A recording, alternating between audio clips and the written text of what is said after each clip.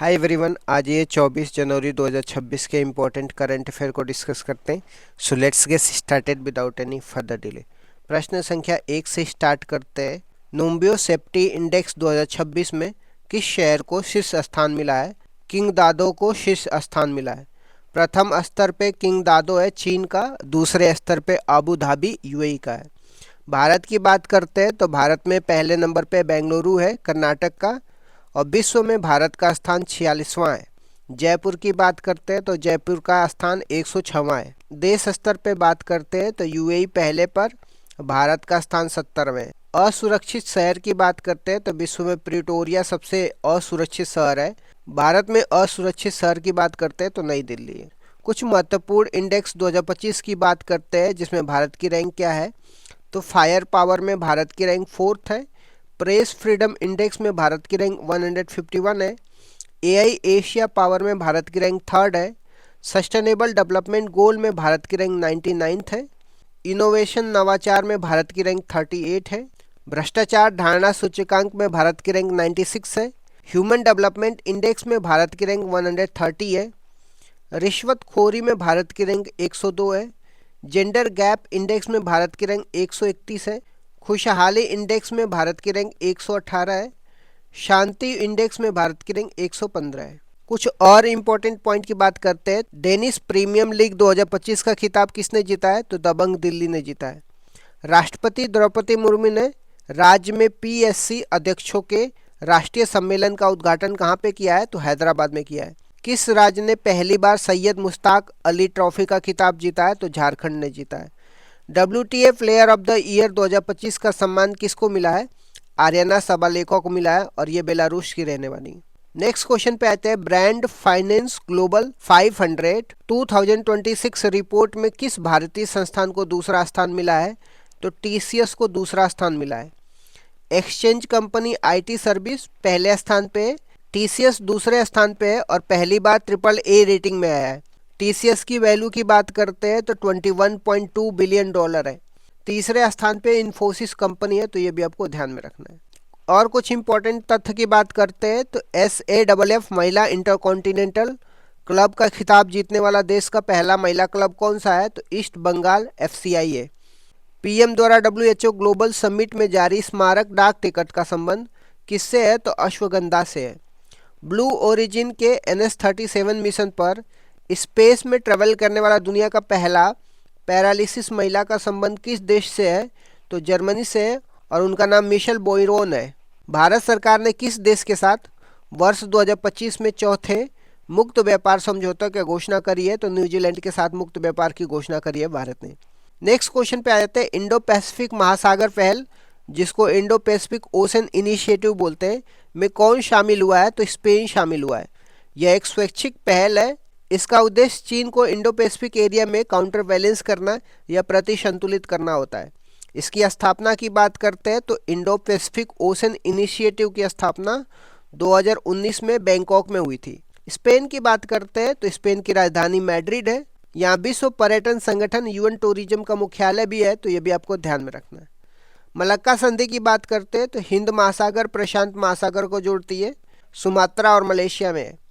बड़ोदरा गुजरात की बात करते हैं तो C-295 हेलीकॉप्टर का निर्माण स्पेन के सहयोग से वडोदरा गुजरात में हुआ है। कुछ इंपॉर्टेंट संगठनों के नवीनतम सदस्य देश की बात करते हैं तो ब्रिक्स का 10वां सदस्य कौन बना है, इंडोनेशिया बना है। SCO का 10वां सदस्य कौन बना है, बेलारूस बना है। नेटो का 32वां सदस्य कौन बना है, स्वीडन बना है। एशियन डेवलपमेंट बैंक का 69 नंबर का सदस्य कौन बना है, इजराइल बना है। G20 का 21 सदस्य कौन बना है, अफ्रीकन यूनियन बना है, और अफ्रीकन यूनियन का हेडक्वार्टर अदिस अबाबा है, तो ये भी आपको ध्यान में रखना है। कुछ और इम्पोर्टेंट तथ्य की बात करते हैं तो 2 दिवसीय पेसा महोत्सव 2025 कहाँ पे हुआ था, विशाखापट्टनम में हुआ था। पेसा की बात करते हैं तो पंचायत एक्सटेंशन शेड्यूल एरिया है। इसका इस्टेब्लिशमेंट 1996 के एक्ट से हुआ था, दिलीप बोरिया समिति की सिफारिश पे। भ्रष्टाचार के खिलाफ संयुक्त राष्ट्र कन्वेंशन का 11वां COSP कहाँ पे हुआ था, दोहा में हुआ था। तीसरा anti submarine warfare shallow water craft Abhaydeep को कहाँ भारतीय नौसेना में शामिल किया गया था, चेन्नई में शामिल किया गया था। उपराष्ट्रपति राधाकृष्णन ने सनातन संस्कृति की अटल दृष्टि पुस्तक का विमोचन किया है और इसके लेखक कौन है? तो वासुदेव देवनानी है। नेक्स्ट क्वेश्चन पे आते हैं। लोकायन 26 मिशन के तहत 10 महीने का एक ओशोनोग्राफिक अभियान किसने प्रारंभ किया है? तो आईएनएस सुदर्शनी ने प्रारंभ किया है।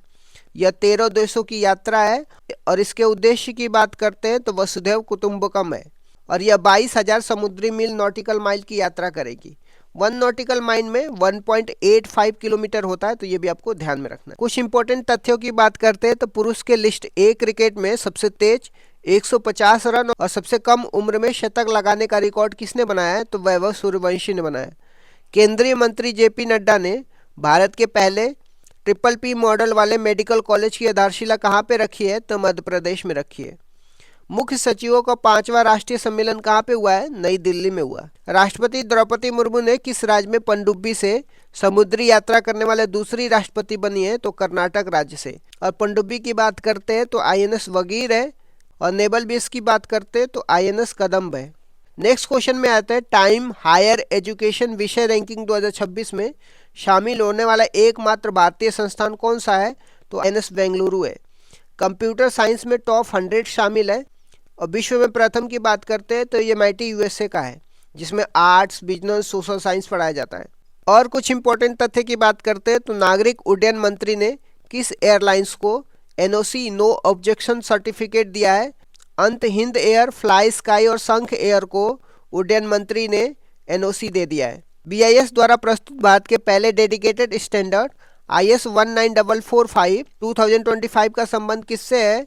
तो बम डिस्पोजल सिस्टम से। सुपर कंप्यूटर परम रुद्र का अनावरण कहाँ पे हुआ है? तो IIT पटना में हुआ है। अर्जुन एरिगेसी और कोनेरू हम्पी ने 2025 Qatar FIDE world rapid championship में कौन सा पदक जीता है? तो कांस्य पदक जीता है। नेक्स्ट क्वेश्चन पे आते हैं। इन स्पेस ने भारत के पहले निजी पृथ्वी अवलोकन उपग्रह तारामंडल के लिए किसके साथ समझौता किया है? तो पिक्सल के साथ समझौता किया है। यह समझौता इन स्पेस, भारत और पिक्सल के बीच में हुआ है और मॉडल की बात करते हैं तो PPP मॉडल पे आधारित था, जिसको पब्लिक प्राइवेट पार्टनरशिप मॉडल बोलते हैं। योजना की बात करते हैं तो 5 वर्ष में 12 से 13 उपग्रह लॉन्च करने की योजना है। पिक्सल के हेड की बात करते हैं तो अवैस अहमद हैं, तो ये भी आपको ध्यान में रखना है। इसरो के और इम्पोर्टेंट मिशन की बात करते हैं। ब्लू बर्ड ब्लॉक उपग्रह की बात करते हैं तो LVM-3 से लॉन्च किया गया है। भारत का सबसे भारी संचार उपग्रह की बात करते हैं तो CMS-03 है, इसको LVM-3 M5 से लॉन्च किया गया है। निसार की बात करते हैं तो NASA ISRO synthetic aperture radar है और इसको GSLV F-16 से लॉन्च किया गया है। इसरो का 7वां मिशन की बात करते हैं तो NVS-01 है। SPAD-X की बात करते हैं तो यह डॉकिंग से संबंधित है, इसको PSLV C-60 से लॉन्च किया गया है। और कुछ इंपॉर्टेंट तथ्य की बात करते हैं तो केंद्र सरकार ने किस राज्य के पर्वतीय अर्गा पक्षी अभ्यारण्य को इको सेंसिटिव जोन घोषित किया है? तो यूपी के। भाभा एशियाई युवा खेल 2025 में भारत दल ने कितने पदक जीते हैं? तो 48 पदक जीते हैं। भारत के 90वें ग्रैंड मास्टर कौन बने हैं? इलम पर्थी बने और 91वें नंबर पे आर्यन वर्षे बने। भारत के 90वें शतरंज ग्रैंड मास्टर कौन बने? इलम पर्थी बने। 91वें नंबर पे आर्यन वर्षडे बने। क्रिप्टो करेंसी को संपत्ति के रूप में मान्यता देने वाला देश का पहला न्यायालय कौन सा है? तो मद्रास हाई कोर्ट है। नेक्स्ट क्वेश्चन पे आते हैं। वर्ष 2025 का इंदिरा गांधी शांति, निशस्त्रीकरण और विकास पुरस्कार किसे दिया गया है? तो ग्रासा माचोल को दिया गया है, ये मोजाम्बिक के रहने वाले। कार्य की बात करते हैं तो शिक्षा, स्वास्थ्य और पोषण को बेहतर करने के लिए पुरस्कार दिया जाता है। पुरस्कार की राशि 1 करोड़ रुपए होती है। सिफारिश की बात करते हैं तो इस पुरस्कार की सिफारिश शिवशंकर मेनन समिति के आधार पर हुई थी। 2024 के विजेता की बात करते हैं तो मिशेल बाचेलेट हैं, यह चिली के पूर्व राष्ट्रपति हैं। ग्रासा माचेल नेल्सन मंडेला की पत्नी है। मोजाम्बिक की बात करते हैं तो मोजाम्बिक देश अफ्रीका महाद्वीप में, ये भी आपको ध्यान में रखना है। आ जाते हैं कुछ इंपॉर्टेंट तथ्य की बात करते हैं। PM मोदी ने नए विधानसभा भवन का अनावरण कहाँ पे किया है? छत्तीसगढ़ में किया है। चीतों का तीसरा घर किस अभ्यारण्य को घोषित किया गया है? तो नौरादेई मध्य प्रदेश को। पहले नंबर पे कूनो है, दूसरे नंबर पे गांधी सागर है, तीसरे नंबर पे नौरादेई है मध्य प्रदेश में। प्रोजेक्ट चीता के तहत किस देश से भारत में 8 चीते लाने की घोषणा हुई है? तो बोत्सवाना से। भारतीय मूल की गाजला हाशमी ने USA के किस राज्य में उप सीनेट का चुनाव जीता है? तो वर्जीनिया में। आ जाते हैं नेक्स्ट क्वेश्चन पे। केंद्रीय गृह मंत्री अमित शाह ने गीता प्रेस की मासिक पत्रिका कल्याण के शताब्दी अंक का विमोचन कहाँ पे किया है? तो उत्तराखंड ऋषिकेश में किया है। और कुछ इंपॉर्टेंट पॉइंट की बात करते हैं तो वाल्मीकि रामायण की 233 साल पुरानी पांडुलिपि कहाँ पे मिली है? तो रामकथा संग्रहालय अयोध्या में मिली है। बरामा प्रो कबड्डी लीग का खिताब किसने जीता है? दबंग दिल्ली ने जीता है। दादा साहब फाल्के पुरस्कार 2025 समारोह में सर्वश्रेष्ठ अभिनेता का पुरस्कार किसे मिला है? तो कार्तिक आर्यन को मिला है। अंतरिक्ष में एआई डेटा सेंटर परीक्षण करने के लिए प्रोजेक्ट केचर किसने लॉन्च किया है? तो गूगल ने लॉन्च किया है। बोस्टन ग्लोबल फोरम और एआई वर्ल्ड सोसाइटी ने किसे वर्ष 2025 विश्व शांति और सुरक्षा नेतृत्व पुरस्कार से सम्मानित किया है? तो श्री श्री रविशंकर को। नेक्स्ट क्वेश्चन पे आ जाते हैं। आरबीआई ने एचडीएफसी बैंक के पूर्णकालिक निदेशक के रूप में किसे नियुक्ति करने की मंजूरी दी है? तो कैजाद भरूचा को मिली है। एचडीएफसी बैंक भारत का सबसे बड़ा निजी बैंक है। भारत में अब तक 12 सार्वजनिक बैंक है जिसको पब्लिक बैंक भी बोलते हैं। आ जाते हैं कुछ इंपॉर्टेंट तथ्य की बात करते हैं तो दुनिया का पहला कैशलेस सोसाइटी देश कौन सा है? स्वीडन है। सुप्रीम कोर्ट ने किस अनुच्छेद के तहत गिरफ्तारी का कारण लिखित रूप से देना अनिवार्य किया है? तो अनुच्छेद 22 के तहत। शहीद वीर नारायण सिंह स्मारक एवं जनजातीय स्वतंत्रता सेनानी संग्रहालय का उद्घाटन कहाँ पे किया गया है? तो छत्तीसगढ़ में किया गया है। नोबेल पुरस्कार विजेता जेम्स वॉटसन का 97 वर्ष की आयु में निधन हुआ है और इनका संबंध किस खोज से था? तो डीएनए डबल हेलिक्स मॉडल से था। नेक्स्ट क्वेश्चन पे आते हैं। तेलंगाना ने भारत की पहली net zero greenfield smart city के लिए किसके साथ समझौता किया है? तो यूएई के साथ समझौता किया है। स्मार्ट सिटी के आधार की बात करते हैं तो टेक्नोलॉजी, इनोवेशन, स्मार्ट इंफ्रास्ट्रक्चर, स्थिरता पर आधारित होगा। यूएई की बात करते हैं तो यूएई की राजधानी अबू धाबी है और यूएई की मुद्रा दिरहम है। आ जाते हैं कुछ इंपॉर्टेंट तथ्य की बात करते हैं। सांस्कृतिक भव्यता के साथ 100 ड्रम वांगला महोत्सव का समापन कहाँ पे हुआ है? तो मेघालय में हुआ है। 18वें अर्बन मोबिलिटी इंडिया में किसे सर्वश्रेष्ठ सार्वजनिक परिवहन प्रणाली का पुरस्कार मिला है? तो चेन्नई को मिला है। जनगणना की बात करते हैं। भारत में जनगणना की शुरुआत कब और किसके कार्यकाल में हुई थी? तो भारत में जनगणना की शुरुआत 1872 में वायसराय लॉर्ड मायो के कार्यकाल में शुरुआत हुई थी। वैज्ञानिक और दशकीय आधार पर जनगणना की शुरुआत कब और किसके कार्यकाल में हुई थी? वैज्ञानिक और दशकीय आधार पर हर 10 वर्ष में। जनगणना की शुरुआत 1881 में वायसराय लॉर्ड रिपन के कार्यकाल में हुई थी। 2011 की जनगणना का क्रम क्या था? 2011 की जनगणना कुल मिला के 15वें क्रम की थी, स्वतंत्र भारत के हिसाब से 7वें क्रम की थी और दशक के आधार पर 14वें क्रम की थी। महाविभाजक वर्ष किसे कहा जाता है और क्यों? 1921 को महाविभाजक वर्ष कहा जाता है क्योंकि 1911 से 21 के दशक में अकाल और महामारियों के कारण जनसंख्या वृद्धि न्यूनतम रही है, जनसंख्या बढ़ने के बजाय घट रही थी। 2011 की जनगणना के आयुक्त और आदर्श वाक्य क्या थे? तो आयुक्त चंद्रमौली साहब थे और आदर्श वाक्य हमारी जनगणना हमारा भविष्य, आर सेंसस आर फ्यूचर है।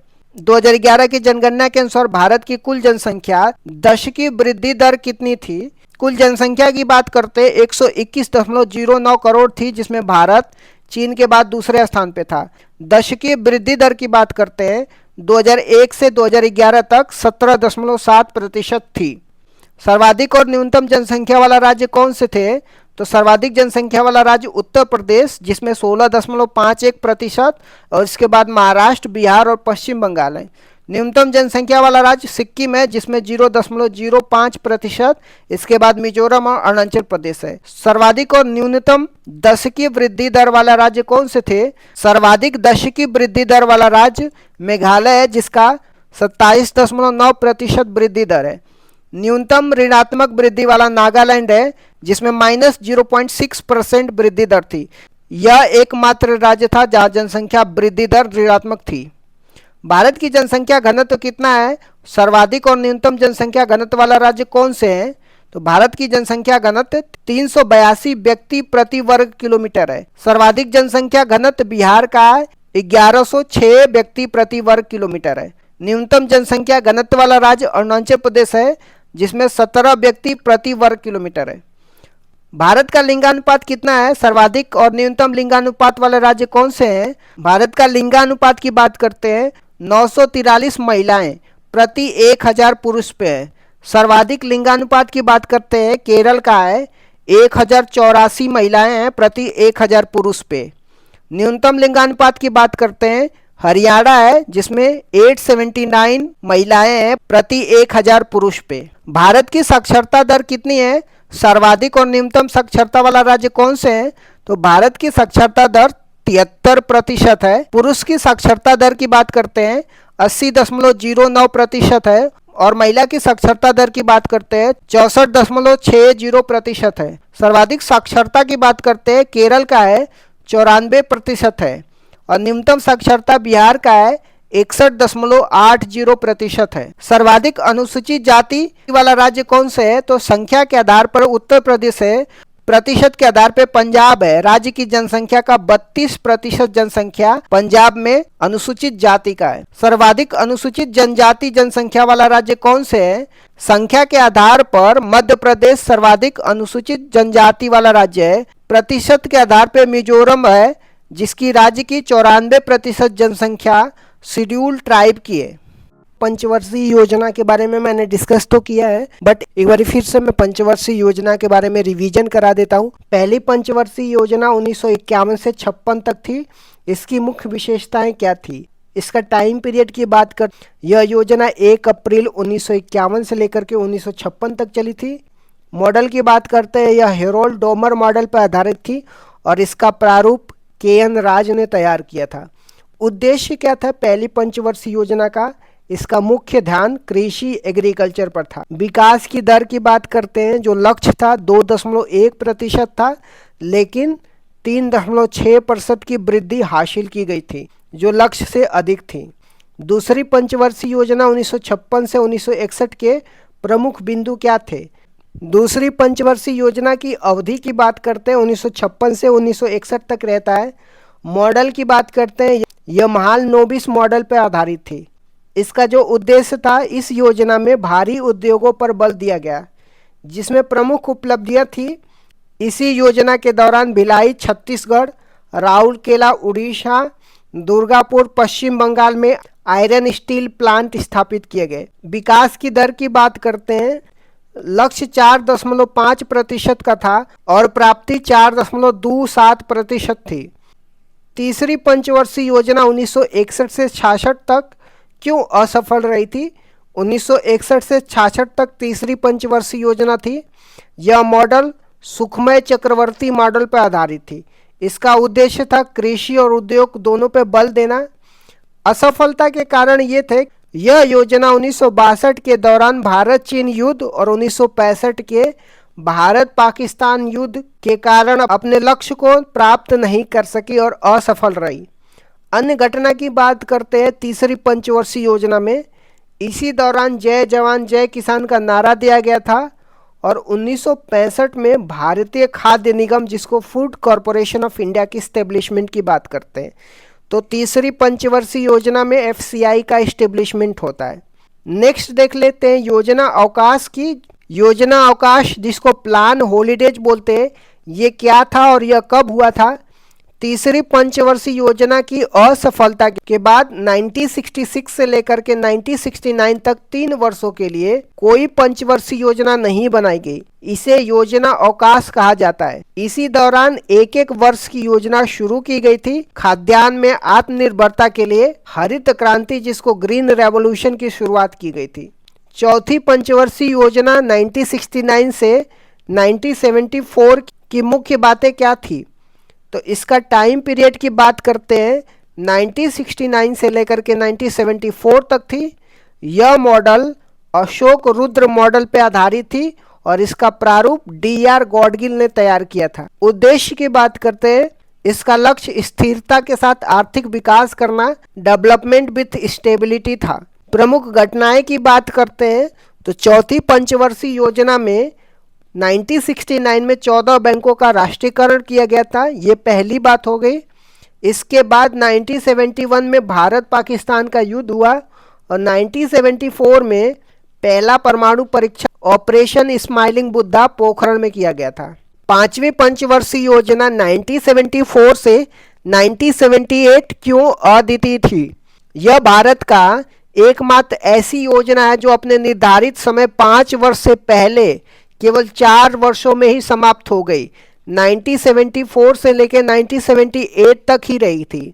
यह डीपी दर मॉडल पर आधारित थी और इसका मुख्य लक्ष्य गरीबी उन्मूलन था। रोलिंग प्लान 1978 से 1980 तक क्या था? 1978 में सरकार बदलने के बाद मोरारजी देसाई की जनता पार्टी सरकार ने पंचवर्षीय योजना को समाप्त कर रोलिंग प्लान शुरू किया था। विश्व में इसके जनक डॉक्टर गुरनार मिर्डर थे। उनकी पुस्तक एशियन ड्रामा में इसका उल्लेख है और भारत में इसे लक्कड़वाला ने लागू किया था। छठवीं पंचवर्षीय योजना 1980 से 1985 के दौरान क्या महत्वपूर्ण घटनाएं हुई थी? यह मॉडल आगात निर्गत मॉडल पर आधारित था, जिसको इनपुट आउटपुट मॉडल बोला जाता है। इसका उद्देश्य रोजगार सृजन और गरीबी उन्मूलन था। प्रमुख घटनाएं की बात करते हैं तो छठवीं पंचवर्षीय योजना में नाबार्ड की एस्टेब्लिशमेंट किया जाता है 1982 में। 6 और बैंकों का राष्ट्रीयकरण किया जाता है 1980 में। ऑपरेशन ब्लू स्टार और ऑपरेशन मेघदूत 1984 में चलाया जाता है। ऑपरेशन मेघदूत सियाचिन पर कब्जा करने के लिए। 7वीं पंचवर्षीय योजना 1985 से लेकर के 1990 तक क्या नारा था? इस योजना का प्रसिद्ध नारा रोटी रोजी और उत्पादकता या भोजन काम और उत्पादकता था। इसी योजना के दौरान 1988 में सेबी की स्थापना होती है, जिसको security and exchange board of India बोलते हैं। एलपीजी सुधार कब और क्यों अपनाए गए थे? 1990 से 92 के योजना अवकाश के दौरान 1991 में भारत में विदेशी मुद्रा भंडार का संकट उत्पन्न हो गया था। उस समय प्रधानमंत्री पीवी नरसिम्हा राव और वित्त मंत्री डॉक्टर मनमोहन सिंह थे। इस संकट से निपटने के लिए 1991 में नई आर्थिक नीति अपनाई गई थी, जिसे एलपीजी सुधार कहा गया था। जो न्यू इकोनॉमी पॉलिसी अपनाई गई थी, जिसमें उदारीकरण, निजीकरण या वैश्वीकरण की बात की जाती है। 8वीं पंचवर्षीय योजना 1992 से 1997 का मुख्य फोकस क्या था? तो यह model John W Miller model पर आधारित थी। इसका मुख्य बल मानव संसाधन विकास था, जो 1990 में आए एचडीआई मानव विकास सूचांक की अवधारणा से प्रेरित था। अन्य घटनाएं की बात करते हैं 8वीं पंचवर्षीय योजना में। इसी दौरान 73वां और 74वां संविधान संशोधन हुआ, जो पंचायती राज और नगर निगम के लिए है। इसी समय 1 जनवरी 1995 को डब्ल्यूटीओ की स्थापना होती है, जिसको वर्ल्ड ट्रेड ऑर्गेनाइजेशन बोलते हैं। 9वीं और 10वीं पंचवर्षीय योजना का मुख्य बातें क्या थी? 9वीं पंचवर्षीय योजना 1997 से 2002 तक होता है। इसका लक्ष्य सामाजिक न्याय और क्षमता के साथ आर्थिक विकास था। प्रधानमंत्री ग्राम सड़क योजना 25 दिसंबर 2000 को और कारगिल युद्ध 1999 में इसी दौरान हुआ था। 10वीं पंचवर्षीय योजना 2002 से 2007 तक थी। यह भी आगात निर्गात मॉडल पर आधारित थी। नरेगा अधिनियम 2005 में आया और 2 फरवरी 2006 को लागू हुआ था। 11वीं पंचवर्षीय योजना 2007 से लेकर 2012 की विकास दर की क्या विशेषता थी? इसका लक्ष्य तीव्र और समावेशी विकास, जिसको रैपिड एंड इंक्लूसिव डेवलपमेंट था। इसमें 8% की विकास दर हासिल की गई थी, जो सभी पंचवर्षीय योजनाओं में अब तक की सबसे ज़्यादा थी। शिक्षा का अधिकार राइट टू एजुकेशन एक्ट 2009 इसी दौरान आया था। 12वीं पंचवर्षीय योजना 2012 से 2017 का लक्ष्य क्या था? यह अंतिम पंचवर्षीय योजना था, जो 2012 से 2017 तक चला था। इसका लक्ष्य तीव्र, सतत और अधिक समावेशी विकास, जिसको rapid sustainable and inclusive development था। इसमें कृषि के लिए 4% और प्रजनन दर को 2.1%, जिसको प्रतिस्थापन दर बोलते हैं, पर लाने का लक्ष्य रखा गया था। भारतीय संविधान के प्रमुख संशोधन और उसके प्रावधान के बारे में देखने वाले हैं। पहला संविधान संशोधन कब हुआ था? 1951 में हुआ था। संविधान में 9वीं अनुसूची जोड़ी गई थी, जिसका संबंध भूमि सुधार से है। अनुच्छेद 15 क्लॉज 4 भी जोड़ा गया, जो सामाजिक और शैक्षिक रूप से पिछड़े वर्गों के लिए आरक्षण का प्रावधान करता है। 7वां संविधान संशोधन 1956 में राज्य पुनर्गठन से संबंधित है। यह प्रावधान किया गया कि 2 या 2 से अधिक राज्यों के लिए एक राज्यपाल हो सकता है। इस समय भारत में 14 राज्य और 6 केंद्र शासित प्रदेश थे। फजल अली कमीशन का गठन 1953 में इसी उद्देश्य से हुआ था। 15वां संविधान संशोधन 1963 में हुआ था। हाई कोर्ट के न्यायाधीशों की सेवानिवृत्ति की आयु 60 से बढ़ाकर के 62 कर दिया गया था। 21वां संविधान संशोधन 1967 में हुआ था।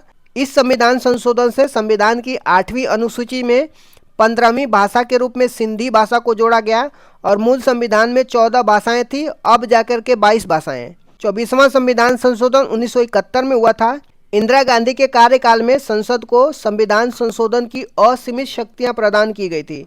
हालांकि इसके बाद केशवानंद भारती केस 1973 में सुप्रीम कोर्ट ने स्पष्ट किया कि संसद की यह शक्ति असीमित नहीं है बल्कि सीमित है और इस संविधान के मूल ढांचा को नहीं बदल सकती है। 26वां संविधान संशोधन 1971 की बात करते हैं। राजाओं को दिए जाने वाला प्रीवी पर्स को समाप्त कर दिया गया, जो देशी रियासतों के एकीकरण के बदले में दी जाने वाली एक बड़ी राशि थी। 36वां संविधान संशोधन 1975 में सिक्किम को भारत का पूर्ण राज्य बनाया गया और ये भारत का 22वां राज्य सिक्किम बन के आया था। 42वां संविधान संशोधन 1976 की बात करते हैं। इसे मिनी कॉन्स्टिट्यूशन या लघु संविधान कहा जाता है। 42वां संविधान में प्रस्तावना में संशोधन किया जिसमें समाजवाद, पंथ निरपेक्ष, अखंडता शब्द जोड़े गए और प्रस्तावना में अब तक ये एकमात्र संशोधन है। 42वां संविधान संशोधन में फंडामेंटल ड्यूटी जोड़ी गई थी, जो भाग 4A में अनुच्छेद 51A को जोड़ा गया था, जिसमें मौलिक कर्तव्य शामिल थे। यह सरदार स्वर्ण सिंह समिति की सिफारिश पे फंडामेंटल ड्यूटी, जिसको मौलिक कर्तव्य बोलते हैं, इसको जोड़ा गया था। 42वां संविधान संशोधन में राज्य सूची से समवर्ती सूची में विषयों को हस्तांतरण किया गया, जिसमें 5 विषय वन, वन्य जीव, मापतोल, न्याय प्रशासन और शिक्षा को राज्य सूची से समवर्ती सूची में स्थानांतरित किया गया। नए अनुच्छेद आर्टिकल 39A जो निःशुल्क कानूनी सहायता की बात करता है, आर्टिकल 48A जो पर्यावरण संरक्षण की बात किया जाता है, ये भी 42वां संविधान संशोधन में जोड़ा जाता है। 44वां संविधान संशोधन 1978 की बात करते हैं। ये मोरारजी देसाई के कार्यकाल में हुआ था। इसमें संपत्ति के अधिकार में बदलाव किए जाते हैं। संपत्ति के अधिकार को मौलिक अधिकार की सूची से हटा करके इसे कानूनी अधिकार, जिसको लीगल राइट बनाया गया, जो अब अनुच्छेद 300A में है। पहले इसमें आर्टिकल 30 पहले संपत्ति का अधिकार आर्टिकल 31, पहले संपत्ति का अधिकार अनुच्छेद 31 में था। राष्ट्रीय आपातकाल, नेशनल इमरजेंसी की बात करते हैं। इसमें राष्ट्रीय आपातकाल के लिए आंतरिक अशांति के स्थान पे सशस्त्र विद्रोह शब्द का प्रयोग किया गया। राष्ट्रीय आपातकाल लगने के लिए कैबिनेट की लिखित अनुमति को अनिवार्य किया गया। संविधान में कैबिनेट शब्द की पहली बार उल्लेख इसी संशोधन में हुआ था। आ जाते हैं 52वां संविधान संशोधन की बात करते हैं, जो 1985 में हुआ था। राजीव गांधी के कार्यकाल में दल बदल विरोधी कानून आया था, जिसको एंटी डिफेक्शन लॉ बोलते हैं। संविधान में 10वीं सूची जोड़ी गई, जिसका उद्देश्य दल बदल को रोकना था। आ जाते हैं 61वें संविधान संशोधन, जो 1989 में हुआ था। यह राजीव गांधी के कार्यकाल में मतदान की आयु 21 वर्ष से घटा करके 18 वर्ष कर दी गई थी। अब आ जाते हैं 73वां संविधान संशोधन 1992 में। पंचायती राज व्यवस्था या ग्रामीण स्थानीय स्वशासन से संबंधित है। संविधान के भाग 9 और 11वीं अनुसूची जोड़ी गई, जो पंचायती राज से संबंधित है। भाग 9 में अनुच्छेद 243 से लेकर के 243O शामिल किया गया। 24 अप्रैल 1993 से इसको लागू किया गया।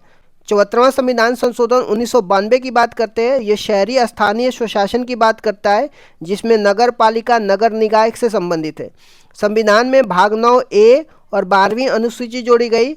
12वीं अनुसूची में टोटल 18 विषय हैं।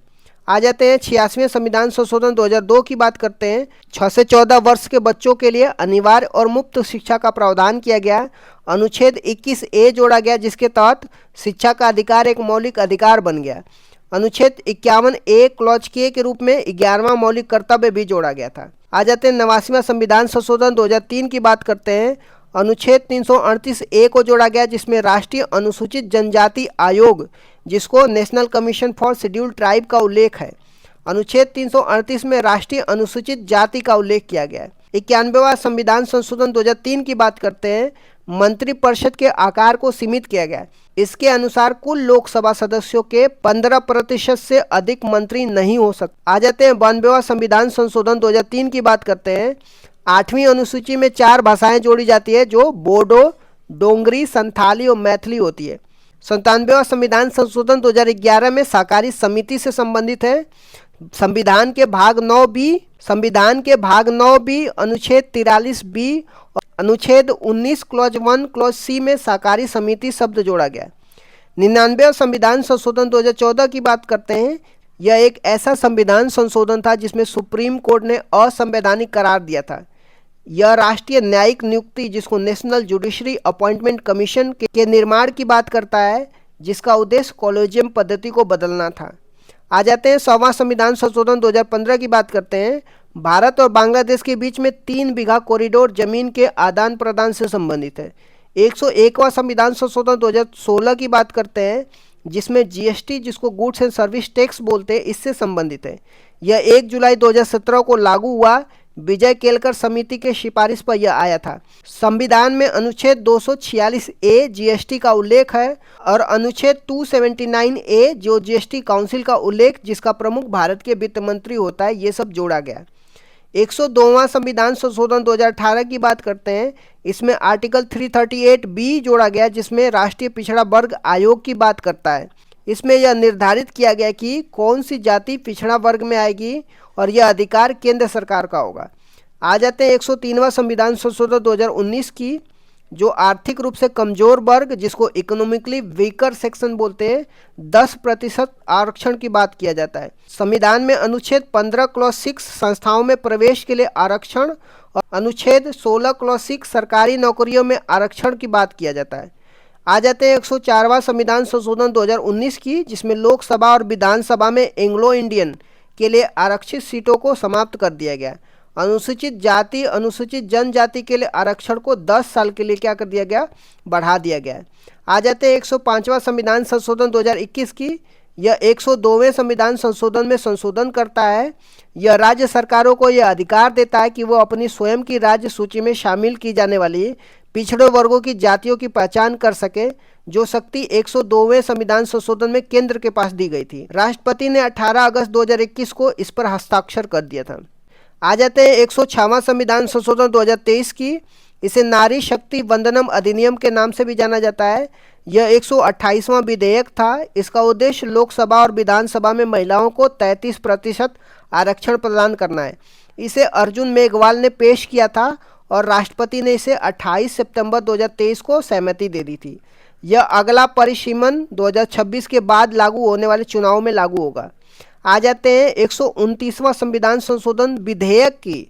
ये संविधान संशोधन विधेयक है जो प्रस्तावित किया गया है। भारत का नवीनतम विधेयक है। जो यह 1 नेशन 1 इलेक्शन की बात किया जाता है, जो एक राष्ट्र एक चुनाव से संबंधित है। यह रामनाथ कोविंद कमेटी की सिफारिश पर पेश किया गया था।